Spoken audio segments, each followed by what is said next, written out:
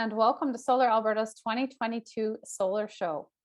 This afternoon, we are delighted to share with you Microgen Regulations 101 with Fino Tiberi of the Alberta Utilities Commission and Betsy Lee Alward of Alberta Energy.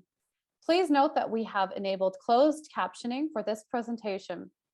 You can turn the captioning on in the toolbar at the bottom of your Zoom screen. My name is Heather McKenzie and I'm the Executive Director of Solar Alberta. I'd like to just take a minute to acknowledge that while Solar Alberta serves members and general public from Treaties 6, 7, and 8, I am presenting to you today from Amiskwaciwaskahegan, also known as Edmonton, Alberta, Canada, which is located on Treaty 6 territory and the homelands of the Métis Nation. Treaty 6 territory is the traditional gathering place and home of many Indigenous peoples, including Papachase, Cree, Saulteaux, Dene, Blackfoot, Nakota Sioux, nations whose ancestors have cared for and nurtured these lands since time immemorial. Please note that we will be recording this session and making it available on our website and YouTube channel following the show. We were delighted to have so many people register for this week and for this event in particular. To start, we'd like to thank the City of Edmonton Change for Climate for sponsoring the 2022 Solar Show. And we'd also like to thank Spot Power for sponsoring this session. We're really happy and grateful to have them both as sponsors. Following the presentations this afternoon, there will be a Q&A period in which you can all participate. The formal Q&A will run until about 1:15, and then we'll be inviting you to join us for a bonus 15 minutes in a more relaxed Zoom meeting. It'll be a Q&A Zoom meeting at the end, and you can relax. We'll share the link for that in the chat at that time. The entire session will wrap up in an hour and a half. The link for the extended Q&A, as I mentioned, will be posted in the chat at the end, and I'll draw your attention to it at that time. So you can just make sure to click on that before leaving the webinar. As this is an online conference and trade show, I'd like to encourage you all to check out our online trade show during the week. We have listed here all of the wonderful organizations who are participating in the trade show. To view their exhibitor booths, which include a listing of key solar-related services, contact info, and video introductions, please click on the link in the chat. During our formal Q&A period, we will be using Zoom Q&A for questions rather than the chat box. So please enter your questions in the Q&A section, and then click on the little thumbs up symbols to upvote questions that you like. Before we move forward, we're going to do a quick poll to get a sense of who all we have joining us today. Please take a minute to answer the questions that are popping up on your screen now. There we go. Just want to make sure we have a good idea of who is all in the room today. I have a strong suspicion there'll be a few industry professionals here, given the topic is so industry oriented, but it's great to see. It looks like we do have some solar curious folks in the house as well. Excellent. Okay. Thank you. I see all your responses are now flooding in. Looking good. Looking good. We're getting closer to a representative sample. Oh, okay. All right, well, that's pretty good participation. I think we can probably stop there and share the results. Okay, so lots of solar curious and lots of solar industry professionals. So that's interesting for Fino and Betsy to know. They're going to have to balance their presentation between experts and people who are relatively new. So that's a good challenge for them. And lots of first timers here today with the Solar Alberta programming. So welcome. Glad to have new folks here and regulars. And I see some of you are going to be joining us tomorrow for working with the wire providers, which I think you will find is very related to some of the discussions that we'll be having today. All right, so we can stop sharing that. And I'm going to close that out. And here we go. So I encourage you all to take a minute as well, just to pop your name, land acknowledgement, and any contact info that you're comfortable sharing in the chat now and throughout the event. That way others can take a sec, look you up on LinkedIn, and hopefully some relationships and strong networks can begin to be formed at this event today. I'm just going to share a little bit with you about Solar Alberta today, especially since so many of you are new to us. This is actually our 31st year of operation.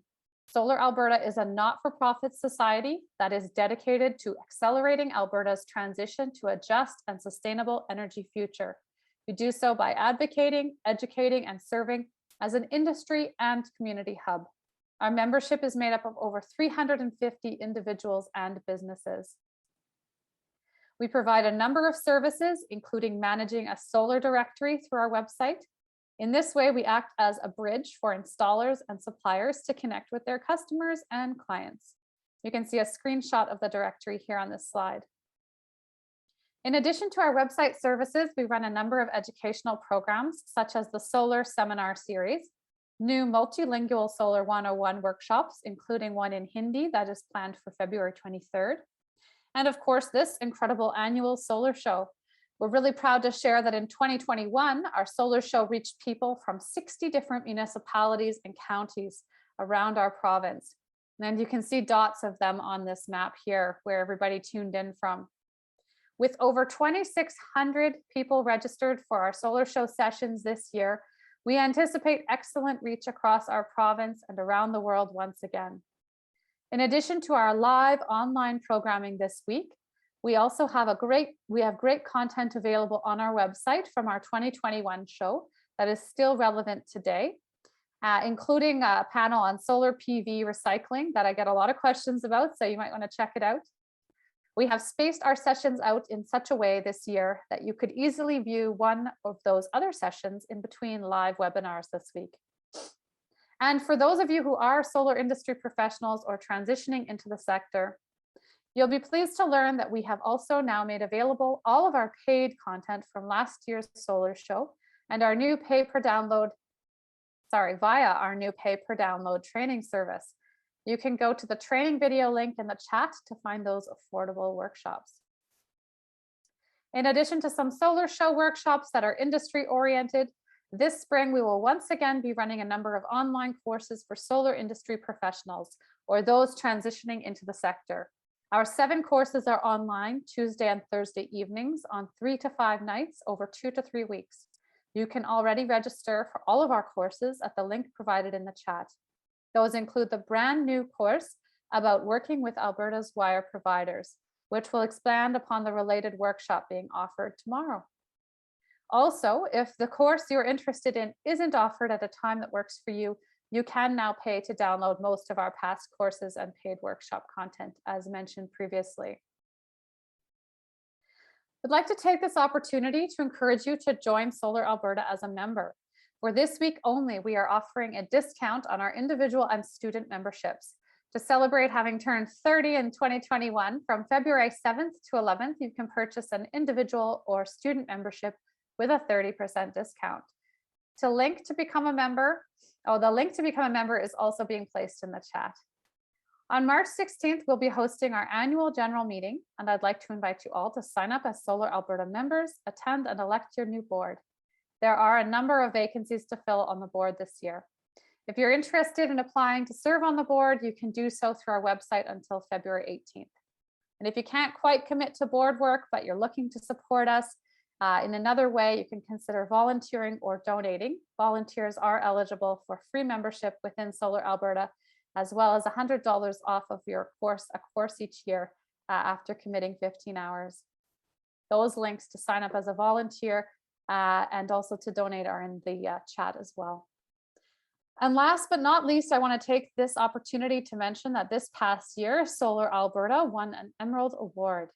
As part of our Emerald Award, the Emerald Foundation kindly made a short documentary about us. After the session, you can feel free to check it out in the link that we're sharing now in the chat. We're really proud and thankful to have been recognized in this manner for the second time in our history. And now I'm delighted to get this session underway by introducing our sponsor of the day, Darren Chu of Spot Power. Darren, he's here to thankfully briefly introduce Spot Power to us, and then we've asked him if he would introduce our speakers as well today. So thank you, Darren, very much. I'm going to stop sharing my screen now so that you can take it over. And I will also stop sharing my video so as not to distract folks. And you'll need to unmute. There we go. Thanks for the introduction, Heather. My name is Darren Chu, and I'm pleased to be here on behalf of Spot Power as a sponsor for this year's solar show. Spot Power is proud to be part of Alberta's solar industry as we support the province's role in achieving Canada's goals of becoming net zero by the year 2050 through our Solar Club.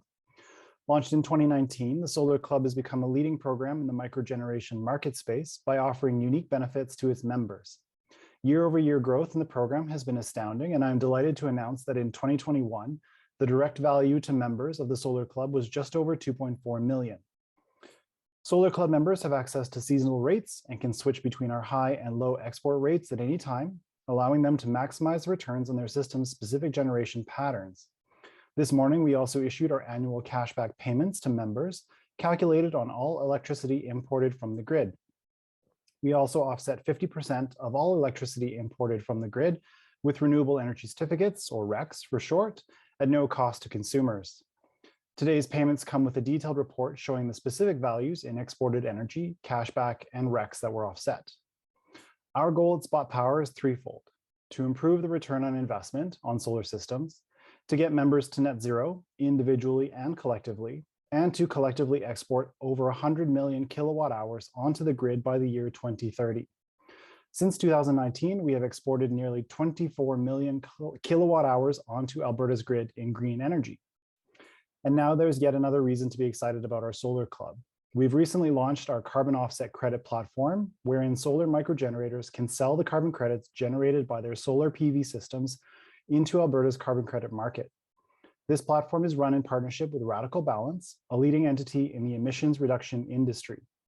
Our carbon offset credit platform is also open to any small microgenerator in the province, regardless of their retailer. Response to the program has been exceptionally positive, and we now have many customers who are eager to start selling their carbon credits. For those interested in our carbon platform, I'll include the link in the chat. Once again, Spot Power is pleased to sponsor this year's solar show. And I'd now like to introduce your speakers for today's session, Mr. Fino Tiberi from the Alberta Utilities Commission and Betsy Lee Allward from Alberta Energy. Mr. Tiberi is the AUC's Executive Director of Market Oversight and Enforcement. In this role, Mr. Tiberi and his colleagues use their consultative skills as well as extensive industry experience and knowledge to ensure equitable rules are in place that support the functioning of competitive retail electric and natural gas markets in Alberta. This includes establishing and monitoring compliance with rules related to service quality, customer care and billing, code of conduct, and microgeneration. Mr. Tiberi also oversees the technical staff support and management of AUC enforcement program and proceedings, including the specified penalty program for when entities fall short of their expected performance. Mr. Tiberi and his team also became involved in implementing government initiatives such as inquiries like Smart Grid 2011, Distribution Connected Generation 2017, Carbon Levy, and more recently, the Utilities Payment Deferral Program. In her current acting director role with Alberta Energy, Mrs. Lee Allward oversees the development of expert advice and recommendations for public policy concerning the generation, transmission, and market aspects of Alberta's electricity industry. She leads the ongoing assessment of Alberta's legislative and regulatory framework in these sectors to ensure their ongoing relevance and effectiveness. Prior to joining Alberta Energy, Betsy contributed to shaping Alberta's transmission policy as the manager of agency engagement at ATCO Electric. She also has a strong background in regulatory affairs from her experience with regulated utilities at EPCOR in both electricity and water services, operating under cost of service and performance-based regulation frameworks, respectively. We're looking forward to hearing from you both today, and I'll now pass the mic over to Betsy.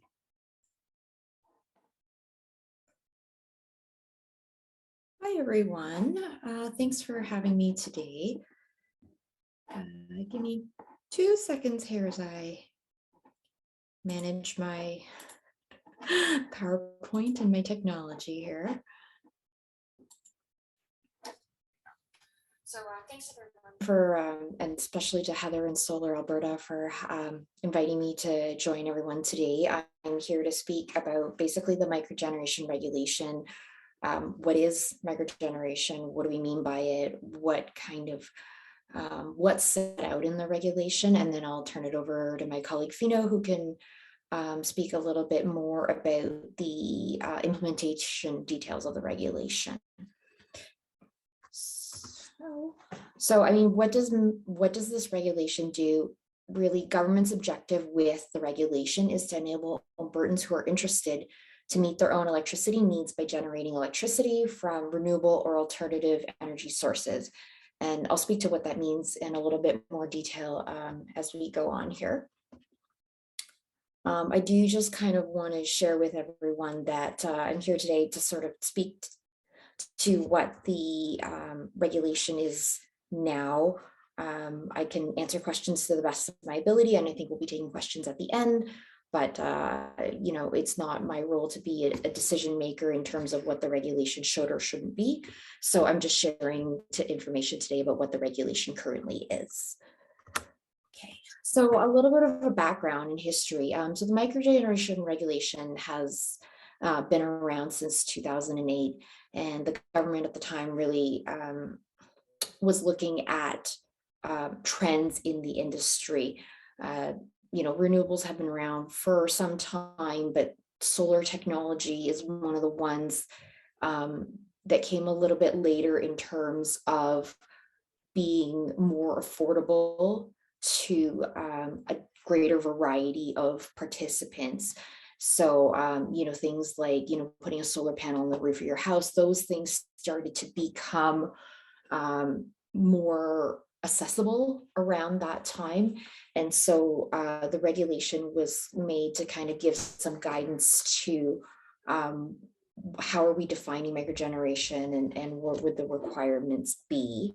The regulation, and I'll talk to it in a little bit as in the coming slides, is a high-level framework for what is permissible, what fits in within Alberta's, you know, energy-only market, and the responsibilities of, you know, the commission and the wires providers and the different parties involved. But some of the details are actually set out in the AUC rules and in the AUC process, and I think Fino's going to speak to that a little bit later. So a lot of what we get asked is, what is microgeneration? So this is the common image that kind of comes to mind for a lot of people. It's, you know, putting a couple solar panels on the roof of your house. This is not the only possibility of what is microgeneration. Okay. So in order to meet the definition of microgeneration as it's laid out in the regulation, there's a couple of requirements here. So one is that it must exclusively use sources of renewable or alternative energy. And so by alternative, we mean a fuel source that essentially emits less than 418 kilograms per megawatt hour of greenhouse gases. So basically cleaner than a combined cycle plant. So most commonly in the smaller size generation, we're typically referring to combined heat and power units. Okay. The second requirement is that microgeneration is intended to meet all or a portion of the customer's electricity needs. So this is kind of a key factor in distinguishing microgeneration from other types of generation that are possible in Alberta's electricity system. So microgeneration is basically a choice of, where do you get your energy from? Are you buying it from a retailer? Are you producing it yourself? And it's intended to give choices to Albertans. It is not intended to be like a revenue source or a commercial operation in any way. Okay, the third one is similar, related to that, is that at the time of the construction or the installation of the project, is that the project must be sized to the customer's load based on essentially the nameplate capacity of the project. So this is the requirement of how it meets number 2 here, how the meeting of your electricity needs is essentially measured. Number 4 here is has a total nominal capacity not exceeding 1 megawatt. So for those of you who are in the industry that are kind of familiar with the current requirements, this is the way the regulation was introduced in 2008. The initial size limit was 1 megawatt. It is now up to 5 megawatts, and I'll expand on that a little bit later. And then last piece is related to the idea of producing energy for your own use. The generating unit would be located on that customer site or on a site immediately adjacent. So some examples are maybe a small farm where a farmer would own maybe the plot of land that his residential home is on, but also, several plots of land adjacent to that where he has his barn and some other of his operations. If, if the house is maybe north facing or is, not in an ideal location to install solar panels, it could be located on the immediately adjacent site, as long as that property, basically belongs to the same owner and isn't owned by a different person. So the regulation sets out a couple of frameworks, basically. How do you apply to be a microgenerator? What are the requirements? What does billing look like? What does metering look like? And I'll cover all those things. So the first thing basically you want to do when you're interested in becoming a microgenerator is you need to apply. So a microgenerator obviously needs to notify your local distribution company, your DFO, that you are going to connect to the system. And also you need to notify your retailer, because that's how your compensation occurs. I'll expand on that a little bit later. And the notice, just for consistency, is in a form provided by the AUC. And it is a direct relationship with the microgenerator and the DFO, and the regulation provides for essentially dispute resolution. So what happens if you apply to your DFO and your project's not approved for whatever reason? Microgenerators do have the opportunity to bring those disputes in front of the commission for a ruling, and the decisions of the commission are final. So the metering that's associated with microgeneration is, I should expand, is basically there are two kinds of microgeneration. So there's subset, depending on the size of the project. There is a bidirectional cumulative meter for small microgen. So you can see that's defined as less than 150 kilowatts, and a bidirectional interval meter. So recording on a 15-minute interval for basically all projects that are greater than 150 kilowatts, but up to 1 megawatt as the regulation was initially designed, and currently up to 5 megawatts. And so the cost of that meter is actually provided by the distribution company. And generally, this is the meters that's used for most projects. If a microgenerator has a reason that they would like to, like for example, a small microgenerator would want to have an interval meter for whatever reason, they can request to sort of essentially upgrade your meter if you want, but that cost would then be borne by the microgenerator instead of the distribution company. And again, there is a dispute resolution mechanism here. If there's a disagreement between the microgenerator and the distribution company, is that those questions can be raised in front of the AUC, either by either party, really. So when it comes to compensation, this is the one that everyone's interested in. So essentially, how am I, making money to pay back the capital cost of my, installation? And so microgeneration, is not really about making money so much as, offsetting your costs. So small microgenerators, it's tied to the type of meter used.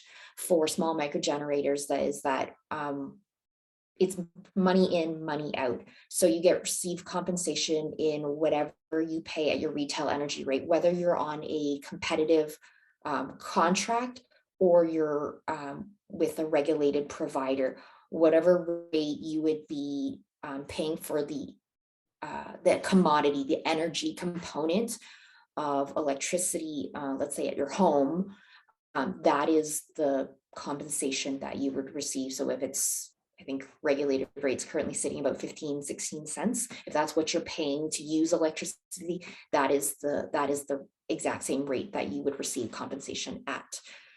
large microgenerators, because their meters, the interval meters record on that 15-minute interval, then there's adequate information in the system to receive the hourly pool price. And the independent system operator, otherwise known as the Alberta Electric System Operator, the ISO, is responsible for compensating retailers who flow through to microgenerators. And then those costs are recovered from the broader electricity consumers. I hope I'm going at a decent pace for everyone. So billing is the next piece. So what I was speaking about before is the microgeneration is set up as a net billing framework as opposed to net metering, which are some terms that you sometimes hear when we talk about microgeneration in other jurisdictions. So net billing means you are, if you are, let's say, an average residential home, you're using 600 kilowatt hours a month, and you have solar panels on your roof, and let's say you're generating 300 kilowatt hours, then you would be getting credit from your retailer for the 300 kilowatt hours that you're generating based on your retail rate. But it's not, it is only applied to the energy or the commodity component of your bill. It is not applied to the wires cost, things like administration fees, distribution, transmission charges. Those still apply based on your load. So you can see here the retailer is responsible for providing credit to microgeneration customers, and kind of particularly applicable to solar technologies is credits carry forward for up to 12 months from when they were sort of generated. So it's not uncommon for solar installations to sometimes produce more energy than is required. So for example, if it's summer, we have long summer days in Alberta, and you're producing energy from morning till night, but in a non-COVID world, nobody's home during the day and you're not actually consuming that energy.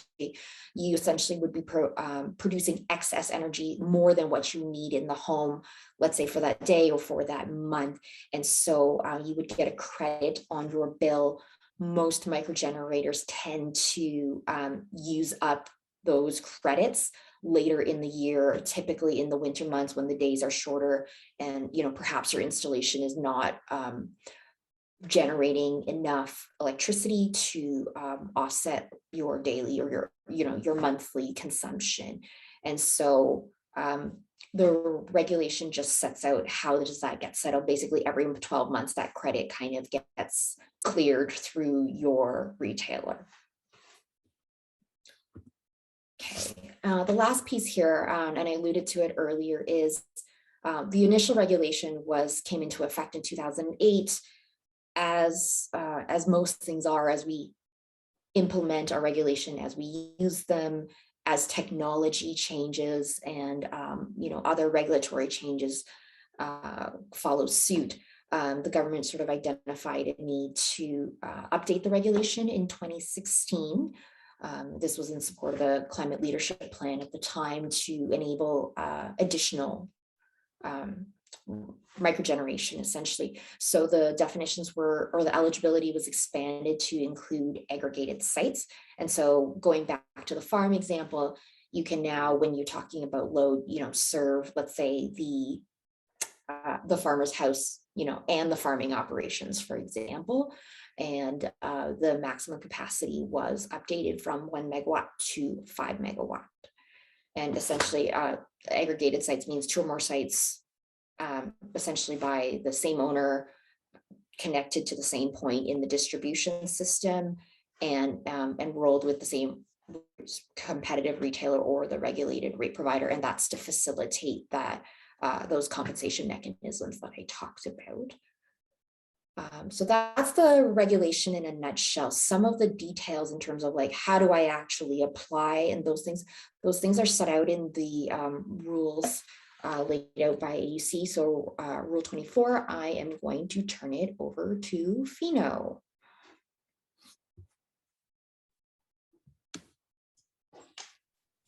All right, well, thank you, Betsy. I'm just going to pull up my slide.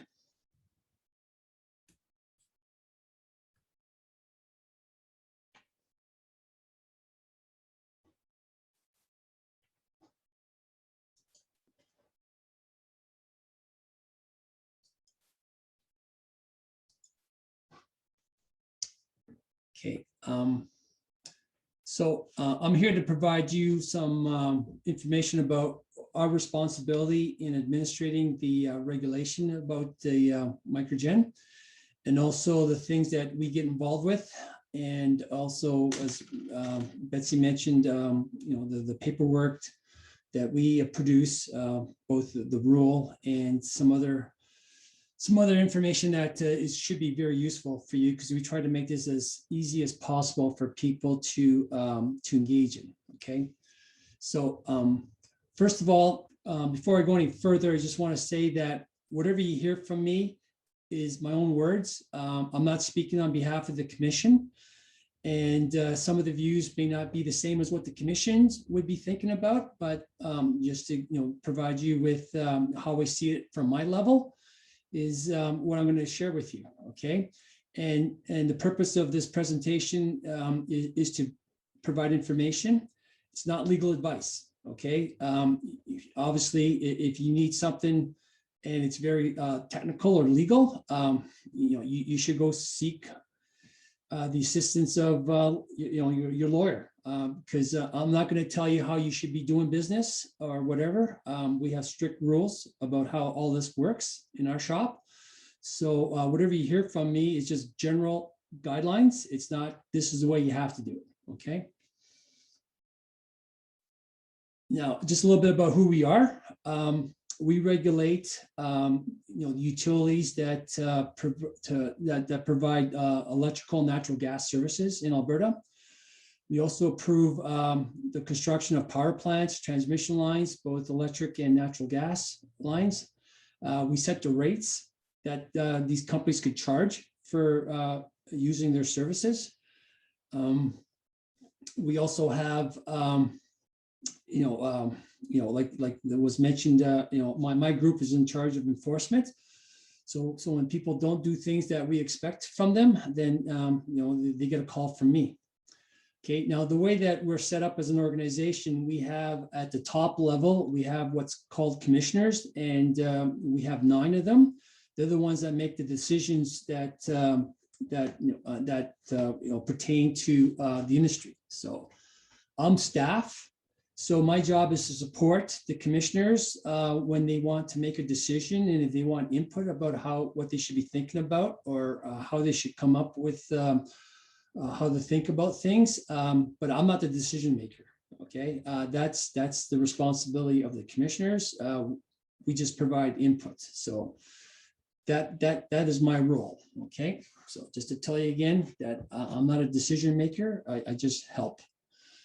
Okay, now going forward, you're going to see a lot of text. Okay, I'm not going to read all this text.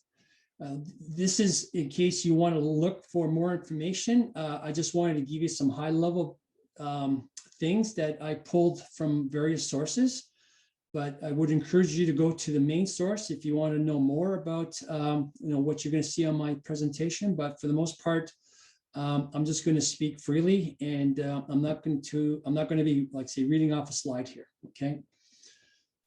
So a little bit more about what we do. My group specifically, as was mentioned, we take care of all the retail market operations. Okay, and we do that by way of rules. So we have a number of rules that we expect market participants to comply with or abide with, to make sure that we have a very functional market. Okay, so we got rules about service quality, specifically for the distribution utilities. And we have a billing rule that talks about how information gets passed amongst the various players, so that customers have an accurate and timely bill, so that there's no issues with what they see under statements. Okay, we have a rule that talks about how entities could get access to usage information in case they need to do something with a customer. Okay. We have a load settlement rule that talks about how energy is allocated to entities, both for electric and gas. And it's probably what you guys are interested in. We have a microgeneration rule that talks about how entities have to participate in making everything work on a microgeneration. And we also have a specified penalty rule that talks about what happens if people don't want to follow the rules that are above that. Okay. So right now, the specified penalties is specifically targeted towards billing, so that if customers receive bills that were unexpected, inaccurate, they weren't the customer who should have been given a bill, or people that got disconnected in error, we have specified penalties that we impose on those companies for creating an inconvenience or a frustration for customers. Okay. And then we also have another group that does more than just specified penalties. And if you have been reading about recent events, we have a couple of enforcement actions that are going on right now, but I'm not going to get into details because that's not what the point of this presentation is about. Okay, but we do have, like I say, broad powers to make sure that people are doing what they're supposed to be doing. Okay. Okay, so early experience. Once this regulation came out in early 2008, we were given a very short deadline to make it operational. So what we had to do was to start having consultations, first of all, with the distribution utilities to figure out how to make it work. And then with the people that were actually doing installations and doing the actual work, putting on Microgen. So when we talked to those groups of people, we came up with our Rule 24, which is what talks about the details about how you apply for a service, what kind of information you're supposed to provide to the distribution utilities, what happens when there's a dispute, all those kind of things. We also created the forms that customers had to complete that were then accepted by the distribution utilities to make sure that everything was contained in one document and that it was complete and accurate, so that the distribution utilities could then make the decisions quickly. And then the other thing we took the extra step to do was to come up with a microgeneration submission guideline. So it's all the possible steps that have to be taken by a customer to make sure that everything flows in the right sequence, and tries to minimize the amount of time it would take to go from an application to an installation. Okay. So again, a lot of work was put into putting that guideline in place. And for people that are not that familiar with how to go about doing Microgen, I would encourage you to go look at that. It's hyperlinked on this presentation, and but otherwise you could go to our website, and when you Google microgeneration guideline, hopefully that'll be one of the top hits that you will get. So I would encourage you to go read that. It's been updated over time as things have changed. And it's a very detailed and thorough document about all the steps that need to be taken to make sure that your installation gets done correctly and in a timely manner. Okay, so again, we had a very short time frame, so we had about 3 months to make this all happen, and it got done. Okay, as Betsy mentioned, disputes is one of the things that we had to take care of. And as you could see, we haven't had to deal with a lot of disputes. We only had 9 since the beginning of time, which is an incredible number. Okay, so in the early years, we had a number of disputes. We had 5 in the first 2 years, and mainly about whether they were eligible as a source, a fuel source.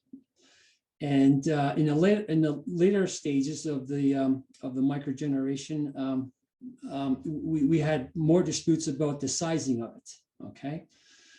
Now, of the 9 that we had to deal with, 5 of them we determined that they weren't Microgen for whatever reason. Okay, 3 of them we said they qualified, and the last one was withdrawn before we had a chance to rule on it because the situation changed for both the distribution utility and the retailer, so that we didn't have to make any more determination. So anyways, so that's all we had to deal with so far is 9 disputes, which is a really, really good number, because we weren't sure what we were going to be expecting. And just to give you an example of one of the early cases that we had for a renewable eligibility requirement, there was a company that was promoting the kinetic energy that was caused by a pump jack. And they were, the company wanted to be qualified as a microgenerator using the kinetic motion of the pump jack going up and down. And we determined that that was a renewable energy source, so we let it happen. Now, I don't know how many of these things are out there, but in the early days, there was one company in particular that was trying to promote this to oil and gas companies. But I haven't kept track about where they're at these days. But anyways, that was one of the interesting ones we had to deal with in the early days. Okay, this is a graph that I just pulled off the ISO's website, because every month they produce a report that looks at the trends or the growth of Microgen. Since this one's from 2016, but they have it since the beginning of time. So as you can see, we have almost 8,000 Microgen sites installed in Alberta. So us having to deal with only 9 disputes speaks volumes to me about how well the distribution utilities and the customers are talking to each other to make sure that whatever the project is all about, that both sides are making sure that they comply with the intent of the regulation. Okay, so that's kudos to both sides about getting that information passed to each other to make sure that everything is being done according to what the expectation and the requirements of the regulation is. Because we really don't have enough people to be able to look at disputes internally. So the more that could be done offline, which means between you and the distribution utilities, the better off we all are going to be. Because once you get into a regulatory process, it's very rigid. There's lots of protocols that have to be looked at, and even though we only have 30 days to rule on a dispute, that puts a lot of pressure on people to make sure that they have all the information that they need to make a decision. And if we don't have enough information, then we have to ask of both the distribution utility and the customer for more information, and that just drags out the process. So the more you can get done at the ground level and keeping us out of the equation, the better off you're all going to be. So that's all I'm going to say about that. Okay. This was another piece of information that was provided by the ISO that talks about how much they've been paying out over time. So so you could see that now this is pretty stale data, because this was something that we asked the ISO back in 2020. But the Market Surveillance Administrator, which is an organization that is responsible for overseeing the conduct of people in the electricity industry, they produce reports. Their latest report said that in 2021, there was about $2.6 million that was issued under the microgeneration regulation to customers. Okay, but you could see how astronomically high, not high, but you could see the growth of the payments, right? Going from 2012, which total payments issued was less than 60,000, to 10 years later, 9 years later, we're at 2.6 million. So, phenomenal growth. Okay.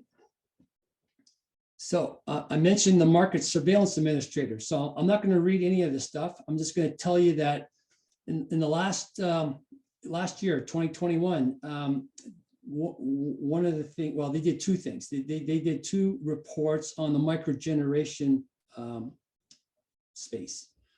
Okay, the first one had to do with the pricing of the credits. Okay, now I'm going to ask you to go read this if you want more information. I just cut and pasted what their findings said.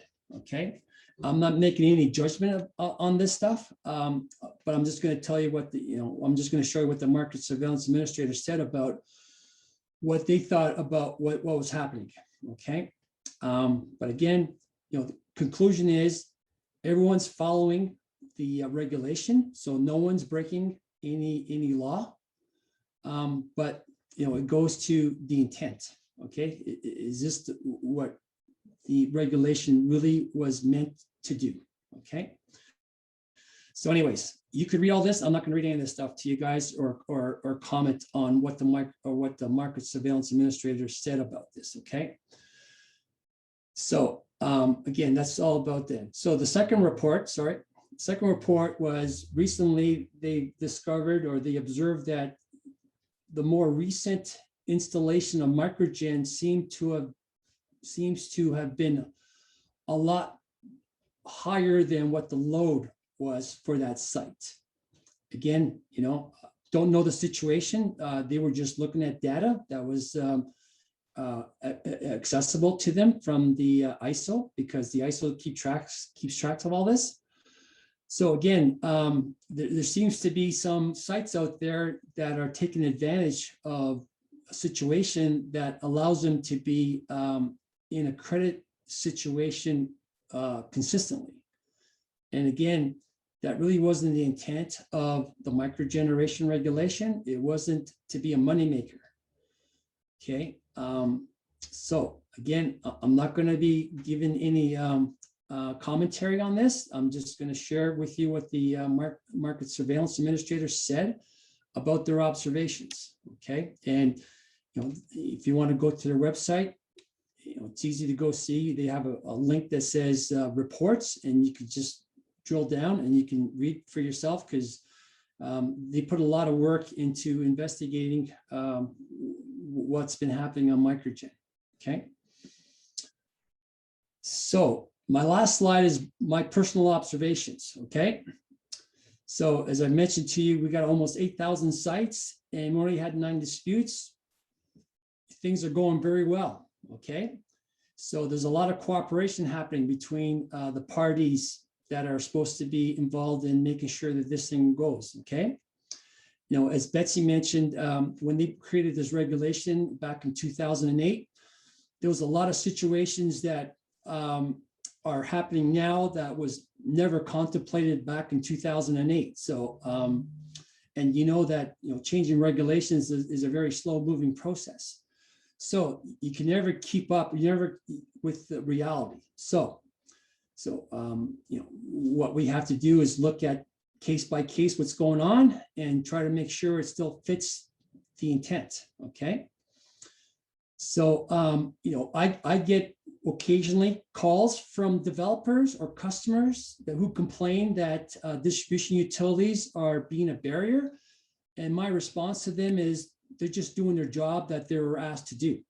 Okay, so they're not a barrier. Okay, they're required to connect Microgen when it fits the eligibility requirements. Okay, they can't say no to you guys if everything is following what it says in the regulation. Okay, so I get disappointed when people say to me that distribution utilities are a barrier. Okay, so either there's a misunderstanding of what's going on, or someone's trying to do something that's pushing the boundaries. Okay, and that should not be happening. Okay, I'm just going to tell you that right now, because if it comes to us in a dispute, I can't tell you which way it's going to go, because we have to deal with this on a very legal basis. Like I saw somebody ask a question about what's adjacent. Okay, well, there's a legal definition of what adjacent means. Okay, and so when we have to look at these things, we have to look at it at a very legal and technical level. Okay, so if it's not right next to something, then possibly it's not adjacent. It could be nearby, but it's not adjacent. Okay, so just to let you know that once it comes to us through a dispute, then we kick into a very legalistic type of review. And I know you guys probably don't deal or don't want to deal on a very legalistic issue, but that's the way we have to do our business here. Okay. The other thing I'm going to mention to you is that what the market surveillance administrator observed. Take note of it. Okay. Now they don't set policy. Okay. They but obviously, people like us and people like the government respect what the market surveillance administrator does. And if they see things that aren't quite up to speed or it's not, quite right, things are going to happen, right? There's going to be consequences. So, the government could change the regulation. We have the rule, so we could change the rule and make it so that the conduct fits the expectations again. So I'm just gonna leave it at that, just to say that if you're living by the rules, you're gonna be okay. But if you try to push the boundaries, you could find yourself somewhere where you don't want to be, and then there's no going back. So anyways, that's my presentation, because I'm looking forward to the questions more than I am wanting to talk to you guys. So I'm hoping that we have a very good discussion after this. So that's the end of my presentation. So thank you very much for listening. Awesome. Thank you, Fino, and thank you, Betsy. If you both wouldn't mind turning your cameras on for the Q&A section here. It'll be the three of us up on the board. Betsy, you want to join us again for the Q&A? Ah, there you are. Perfect. Awesome. Well, that was a great summary, and I really appreciated you doing the historical overview as well, because many of us are new to renewables, and so it's really surprising. I didn't realize there was that change to the regulation that enabled over 1 milliwatt of course, megawatt, thank you, installations. And so you can see on your graph, Fino, from the ISO, how that really dramatically increased the output from microgenerators when that regulation was updated. So fascinating to watch from a historical perspective. I hadn't known all of that, so thank you. So we've got a million amazing questions coming through here, and I'm going to take a stab at the first ones. They are being upvoted, so I'm going to be pulling the ones that are most highly upvoted. So if there's anyone on the event today who wants to upvote rather than posting their own questions, just click the little thumb symbol. So the first question is from Garth. He's asking if your usage goes up after your PV system is installed, due to a hot tub being installed in the future or some such equipment, can you add to your current system?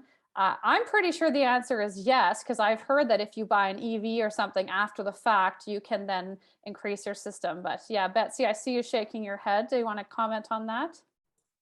Sorry, I was nodding, not shaking. It was a yes nod. It was a yes nod. Okay. Yes, it was a yes nod. So generally the answer is yes. I didn't get too much into the weeds of the regulation today, but the regulation does provide for essentially what happens if there's changes to your system. And I'll jump around a little bit because I've been browsing the Q&As a little bit. So the sizing is based on what your anticipated consumption is. So if you're in an existing home, then your distribution company, your retailer, they can pull your historical consumption records. But for example, if you're building a new house and you want to, let's say, put solar on the roof, how do you know what your load is going to be? And so there is essentially like a predicted or like an estimated amount that's used to determine that size eligibility.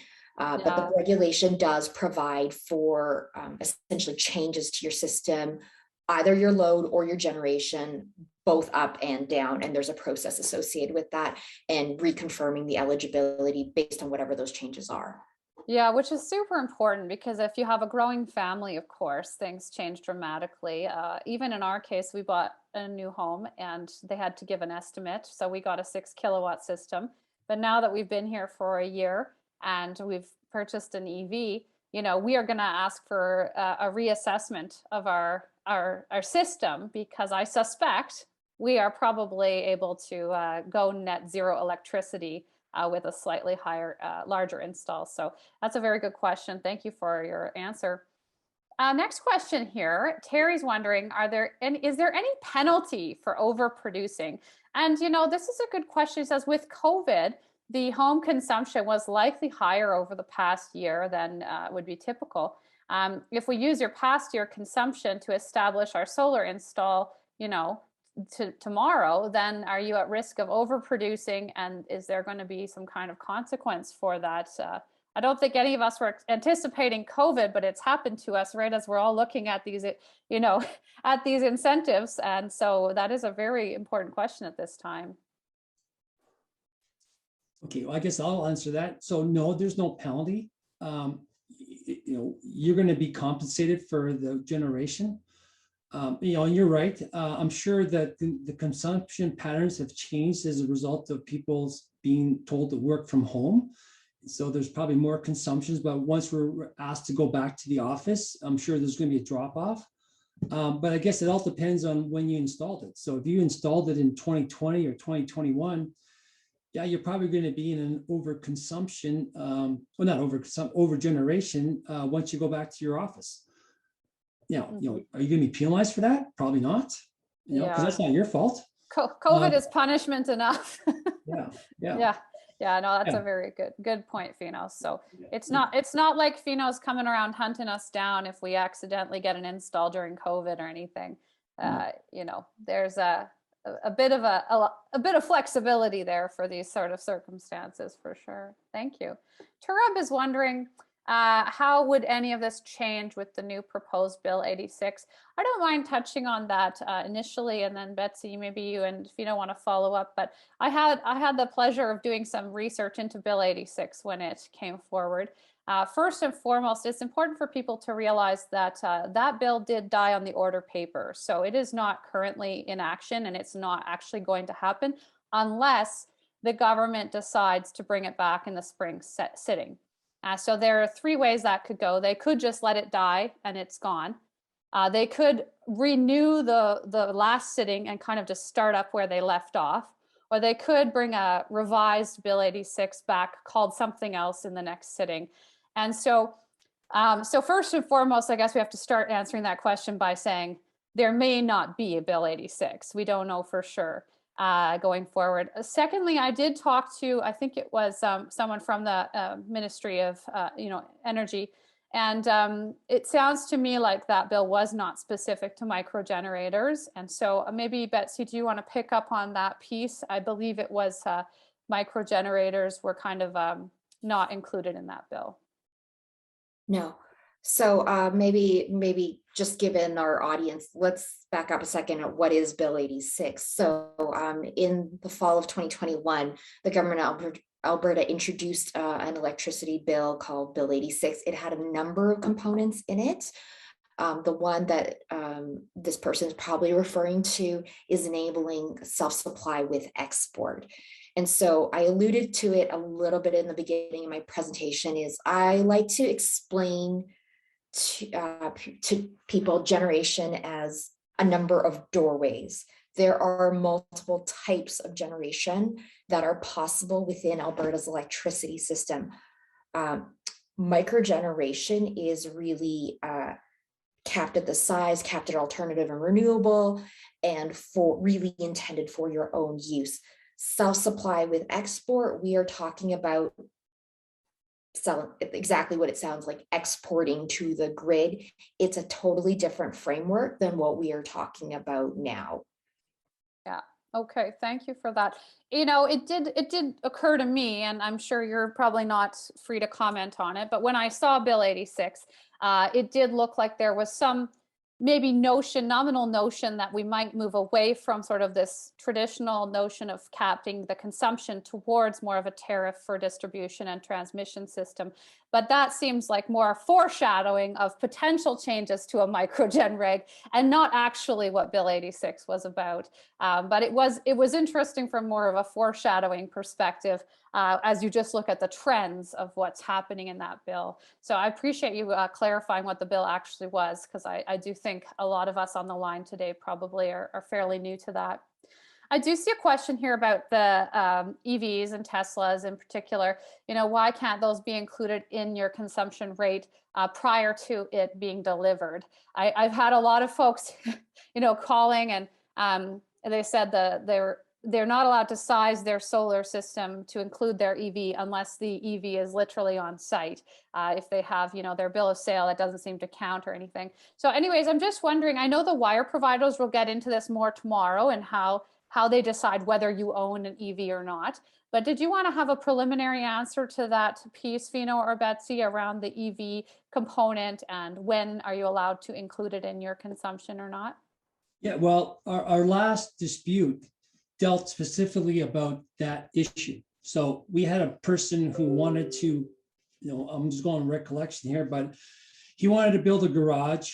He was doing some other work in his house. He was telling us that he's going to, put some type of, I think, floor insulation on, but he wanted to build a garage because he was going to be buying a Tesla in 3 years. And the first step was going to be just to install the charger. But we determined that just thinking about buying a Tesla was not good enough to demonstrate that he was committed to doing that.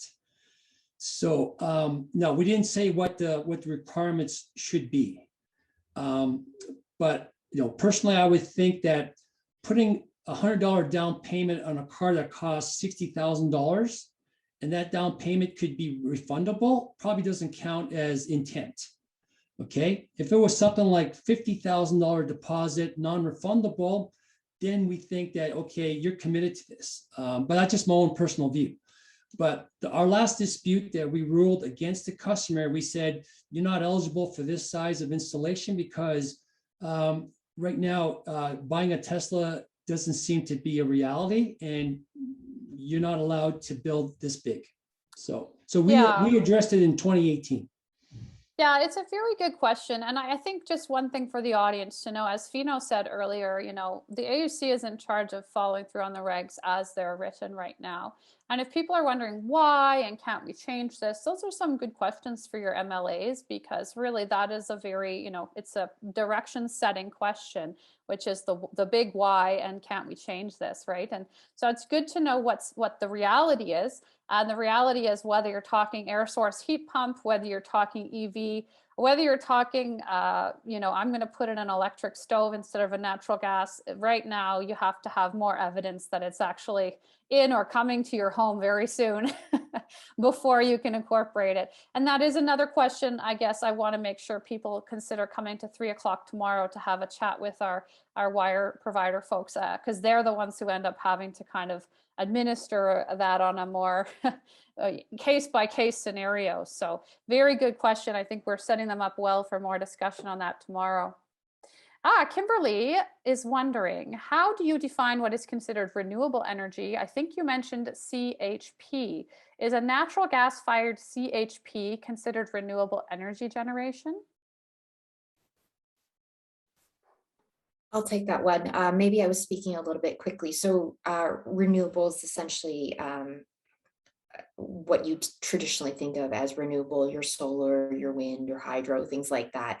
Obviously, the availability of those technologies varies depending on the size.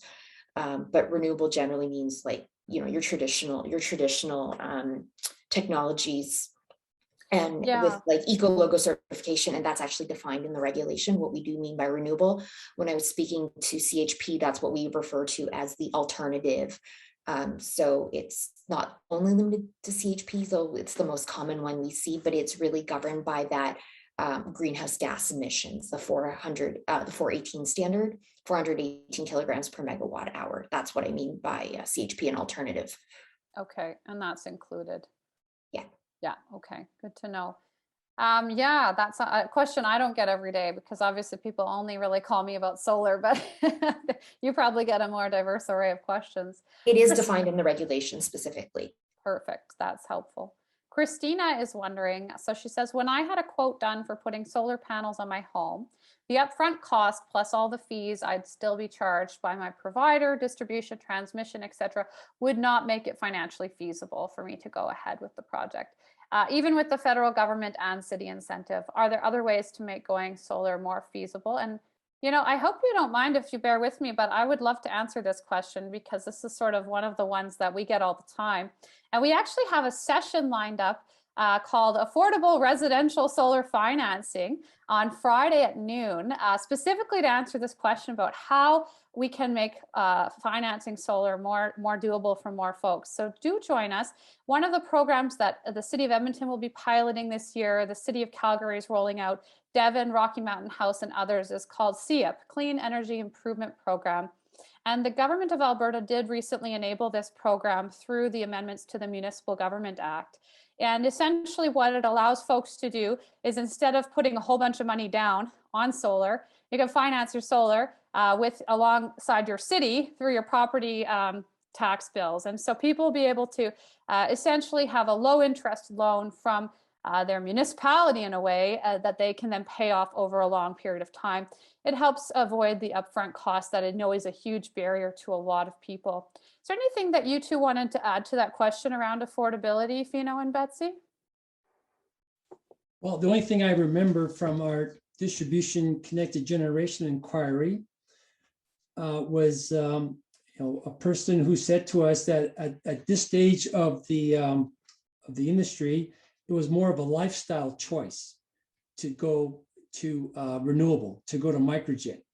So the example was, you need transportation, you can buy yourself a Mini Cooper, or you can buy a big Volvo SUV, but they still will get you to where you want to go. So the difference is, what lifestyle did you want to be able to transport you from point A to point B? So, again, this was back in 2017, but that was what was left with me as an impression about where the microgen industry was at that time. It was more about, you made a choice because you felt good as an individual investing in microgen. It wasn't because it was a necessity that you needed to make sure that you could live. So anyways, that's all I remember from from the days of that inquiry. It is really interesting, isn't it? Over time, back in the day when people are choosing solar, it was largely for the environmental attributes. But more and more these days, especially as the price, of natural gas and electricity, everything, seems to be going up, right? And so a lot of people are making the choice to switch to renewables purely for economic reasons so that they can have some help on their utility bills. And those folks in particular are having a tough time with their upfront cost of solar. So it's nice to see some creative solutions that are coming about from different municipalities, enabled by the province. And I do think that for a new home, it is also becoming a new home purchase, a home purchase, I should call it, not a new home, but a home purchase. It is becoming easier nowadays to actually finance your solar through your mortgage as an add-on. So actually, when we bought recently, it was just actually easier to finance our solar than it was to get our other appliances in our home. And I was laughing because usually you would think the fridge would be the easier battle, but the solar was in and running smoothly before the fridge and the induction stove. So anyways, I realized that cost is still a barrier to many, and we still have to work on that. And Solar Alberta is very committed to trying to help with that affordability piece over the years. We're going to keep pushing, but thank you for your comments on that. I don't want to take away from 18 other questions here that I feel like we could talk affordability all day. Dean is wondering, he's been told by his provider that when he puts a solar on his roof, he can then join the solar program, where he can up his rates to 25 cents per kilowatt hour over the summer, so he can sell back at a higher rate, and in the winter drop back down to 7 cents. And I think that Darren was speaking to that at the outset. Is there any talk within Alberta regulators to make that go away. And I think that we have heard a lot of fears about losing the solar club. You know, people are worried that they might not have that opportunity in the future. Any foreshadowing that you guys are seeing on that in your work? I can comment on that briefly in terms of providing my own thoughts, definitely not on behalf of the government. I would echo Fino's comments in terms of the intent of the regulation. We saw that ISO data with those that amount of credit in the aggregate microgeneration growing.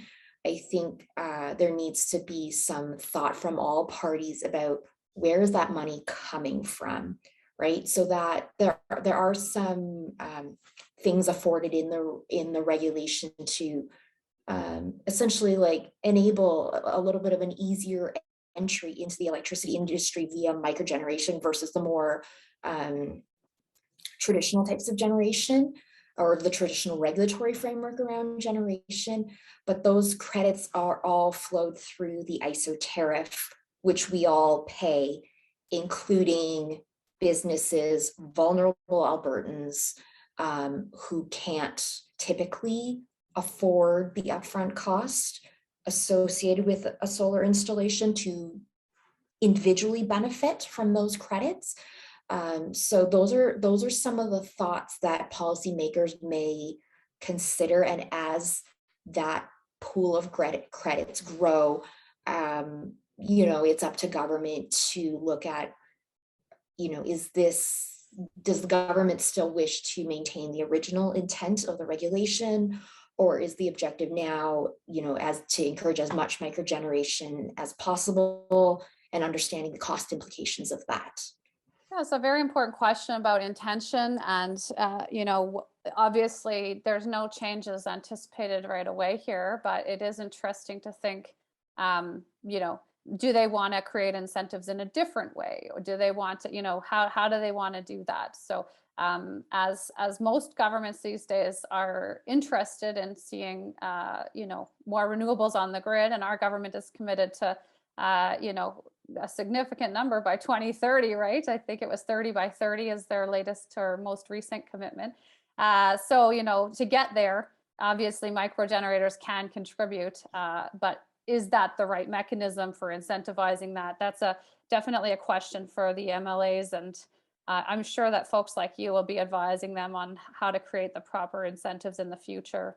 Fino, anything to add on that? I know we've got 19 more questions, so I don't want to I don't want to drag out any one question too long. Do you want to touch on that though?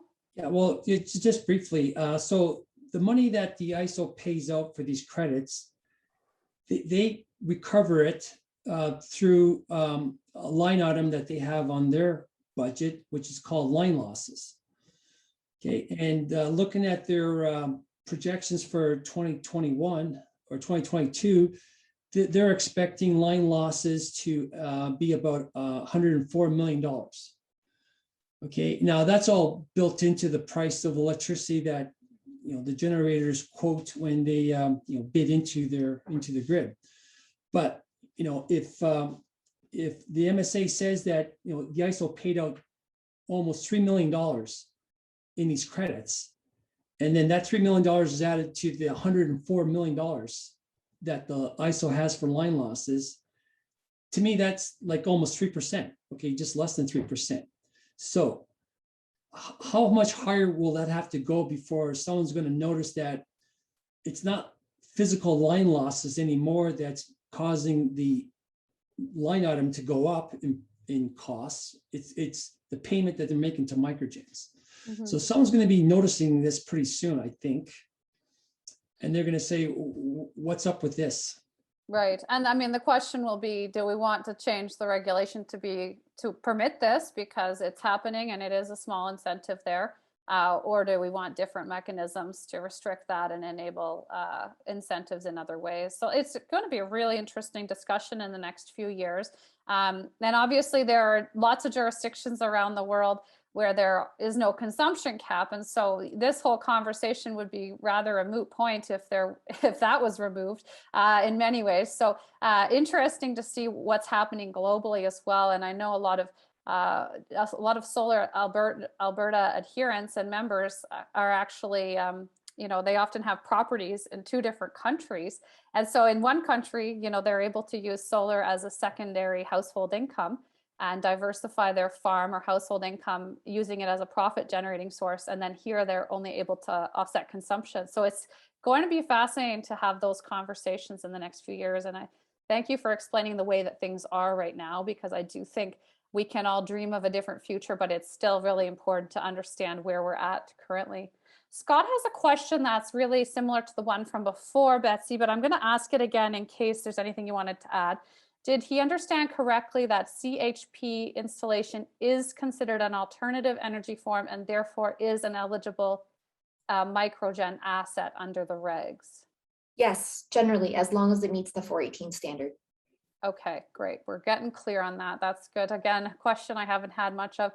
Nicholas, one of our hardcore volunteers, welcome today, my friend. I see you have a question here. Where do Microgen credit payments come from? And I think you were just touching on that, Fino. Is it recovered from the ASO transmission tariff? Well, it is, but it's collected from the generators, not from load, okay? But in turn, the generators, when they bid into the pool to be able to be called on to generate electricity, line losses are factored into their pricing strategy. So eventually, we're all paying for it through our energy charges. Okay, yeah, thanks for clarifying that. And Garth is wondering here, and I suspect I know the answer to this one. Who decides how big your initial system can be? How far back do they look to decide this? You did touch on this previously, but my understanding is, your solar installer is going to recommend a size, but then they have to get approved by your wire provider, and that has to look like it makes sense for your home. And they're, of course, going to look at your past year of usage, because it's going to be sized to a full year of usage, or estimates of your future year if it's a new home. I think that's what you mentioned in the presentation. I want to make sure everyone knows that that question again is going to be delved into probably more deeply tomorrow at 3 p.m. with the wire providers themselves, who are very involved in that sizing question. Is there anything you wanted to add to that though, Betsy and Fino? The sizing piece, I think we've covered it.